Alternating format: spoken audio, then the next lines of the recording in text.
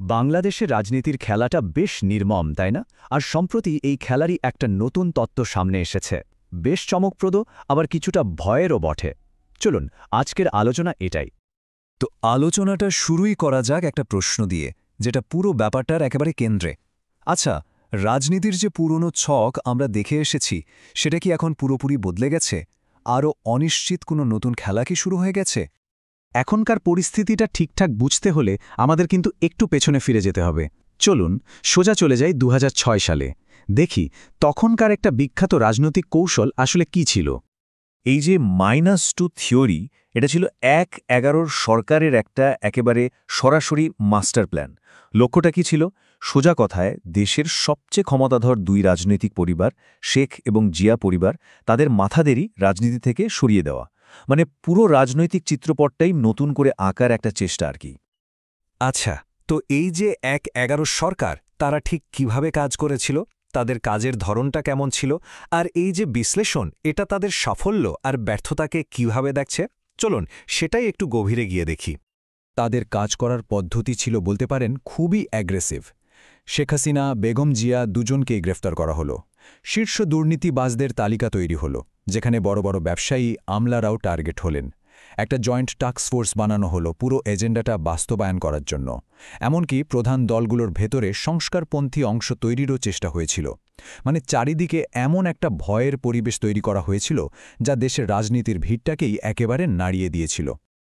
এই বিশ্লেষণ বলছে ১-১১ সরকারের দুটো দিক ছিল। একদিকে তাদের শীর্ষ নেতৃত্ব, মানে মঈনুদ্দিন ফখরুদ্দিন, তাদের ব্যক্তিগত সততা নিয়ে বেশ সুনাম ছিল। তারা রাষ্ট্রে একটা ভয় আর সম্মানও তৈরি করতে পেরেছিলেন। কিন্তু অন্যদিকে তাদের ওই কঠোর নীতির কারণেই কিন্তু অর্থনীতিতে একটা বিশাল ধস নামে। বড় ব্যবসা থেকে শুরু করে গ্রামের ছোট বাজার পর্যন্ত সবকিছুই ভেঙে পড়ে। আর তাদের যে মূল লক্ষ্য ছিল, মানে রাজনৈতিক ইঞ্জিনিয়ারিং, সেটাও কিন্তু শেষ পর্যন্ত ব্যর্থ হয়। আচ্ছা, অতীত তো দেখা হলো, এবার চলুন বর্তমানের সাথে মেলানো যাক। সেই ১-১১ সরকার আর এখনকার প্রশাসনের মধ্যে মিলগুলো কোথায়, আর সবচেয়ে গুরুত্বপূর্ণ পার্থক্যগুলোই বাকি। এখানেই কিন্তু মূল যুক্তিটা লুকিয়ে আছে। এই টেবিলটা দেখলেই পুরো ব্যাপারটা পরিষ্কার হয়ে যায়। মূল দাবিটা কি? এখনকার সরকার যেন সেই আগের সরকারেরই একটা ছায়া, কিন্তু তাদের শক্তি বা ভাবমূর্তিটা আর আগের মতো নেই। যেমন ধরুন, ১-১১ সময় নেতৃত্বের সততাকে প্রায় কিংবদন্তি তুল্য মনে করা হতো। এখন সেখানে বড়সড় প্রশ্ন। তখন রাষ্ট্রকে মানুষ ভয় পেত, সম্মান করত। সেই কর্তৃত্ব এখন প্রায় শূন্যের কোঠায়। আর রাজনৈতিক দলগুলো, তখন আওয়ামী লীগ, বিএনপির মতো শক্ত দল ছিল, আর এখনকার দলগুলোকে বলা হচ্ছে মেরুদণ্ডহীন, অগোছালো। আর সবচেয়ে ভয়ের জায়গাটা হলো অর্থনীতি। এই বিশ্লেষণ বলছে ২০০৬ সালের তুলনায় এখন অর্থনৈতিক ঝুঁকি ১-২ গুণ নয়, একেবারে ১০ গুণ বেশি। ভাবা যায় পরিস্থিতিটা যে কতটা নাজুক, এটা থেকেই স্পষ্ট বোঝা যায়। তো এই যে একটা টালমাটাল অস্থিতিশীল পরিবেশ, ঠিক এখান থেকেই জন্ম নিচ্ছে একটা নতুন তত্ত্বের। বিশ্লেষক এর নাম দিয়েছেন -3 তত্ত্ব। এই -3 তত্ত্বের মূল ব্যাপারটা কি? একটা দুর্দান্ত রূপক দিয়ে এটা বোঝানো হয়েছে। বলা হচ্ছে কাউকে মই দিয়ে উপরে ওঠানো হচ্ছে। আমার মই নামে নিয়ে বলা হচ্ছে লাফ দিয়ে পড়ো এবং মরো। মানে ব্যাপারটা কি দাঁড়ালো? নিজের মিত্রদেরকেই প্রথমে উপরে তোলা হচ্ছে, তারপর হঠাৎ করে মইটা সরিয়ে নেওয়া হচ্ছে, একেবারে খাদের কিনারায় ফেলে দেওয়া আরটি। -2 এর লক্ষ্য কিন্তু পরিষ্কার ছিল, দুই নেত্রীকে সরানো। কিন্তু -3 একেবারেই অন্যরকম। এর কোনো ঠিক ঠিকানা নেই, এটা আনপ্রেডিক্টেবল। এখানে টার্গেট প্রতিপক্ষ নয়, বরং নিজেরই মিত্র আর ভেতরের লোকেরা। কোনো রকম ওয়ার্নিং ছাড়াই তাদের সরিয়ে দেওয়া হচ্ছে।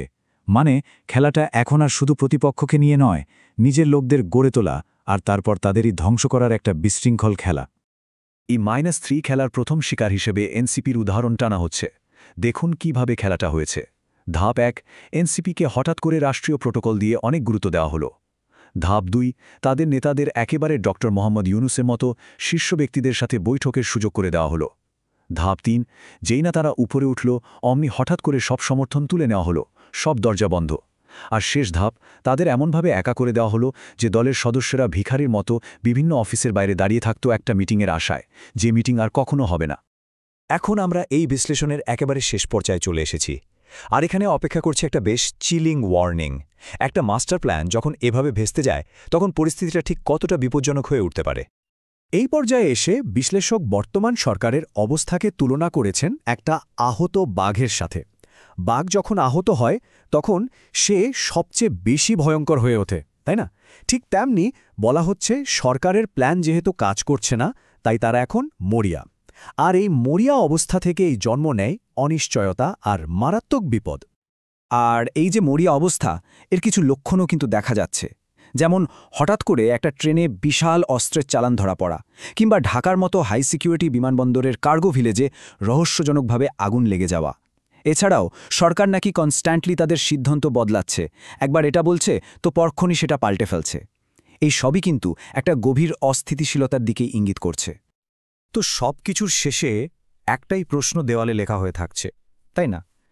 যদি -3 তত্ত্বের প্রথম শিকার এনসিপি হয়, তাহলে এই বিশৃঙ্খলার মধ্যে, এই অনিশ্চয়তার খেলায় পরবর্তী মাইনাসটা কে হতে চলেছে?